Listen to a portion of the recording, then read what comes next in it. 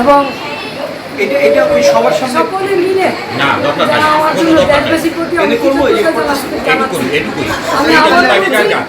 বিচার বিভাগের প্রতি অসম্ভব কৃতজ্ঞতা এবং আমি বর্তমান সরকারের প্রতি আমার ধন্যবাদ জ্ঞাপন করছি এবং আমি চাই যে সকলকে নিয়ে মানবিক সরকার গঠিত হোক এবং জেলে আমার মতো আরও অনেক মায়েরা আছে তারা নিরপরাধ। আশা করি সরকার তাদের প্রতিও সদয় হবে।